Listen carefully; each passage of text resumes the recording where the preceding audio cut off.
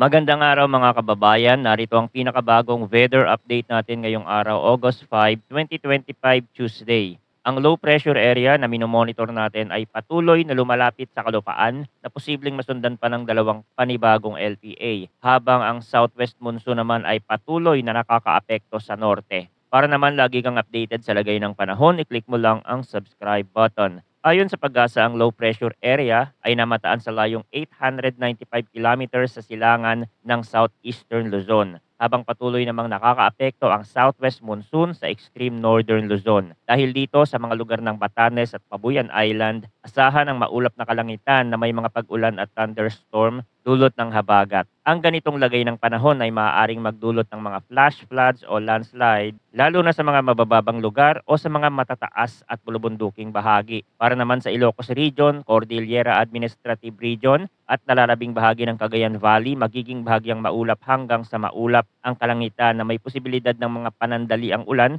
at thunderstorm. Ang mga pag-ulang ito ay bunsod pa rin ng southwest monsoon. Sa Metro Manila at sa nalalabing bahagi ng bansa, bahagyang maulap hanggang sa maulap ang papawirin na may posibilidad ng mga isolated rain showers at thunderstorm. Ito ay epekto ng localized thunderstorm, kaya dapat pa rin mag-ingat sa biglaang pagbaha o landslide, lalo na kung may malalakas na pag-ulan. Para naman sa lagay ng hangin at karagatan sa Northern Luzon ay inaasahang magkakaroon ng mahina hanggang katamtamang hangin na nagmumula sa southeast hanggang southwest. Ang alon sa mga baybaying dagat dito ay slight to moderate na may taas na 0.6 to 2.5 meters. Sa Mindanao at sa mga kanlurang bahagi ng Central Luzon, Southern Luzon at Visayas, katamtaman din ang hangin mula southwest hanggang west na may alon ding slight to moderate. Sa nalalabing bahagi ng bansa, inaasahan ang mahina hanggang katamtamang hangin mula northeast hanggang northwest na may kalmadong karagatan. Samantala, sa pinakabagong tropical cyclone threat potential update na nilabas ng pag-asa kahapon para sa week 1 ng August 4 hanggang August 10, 2025, dalawang low pressure area ang inaasahang mabubuo sa loob ng Philippine Monitoring Domain o PMD.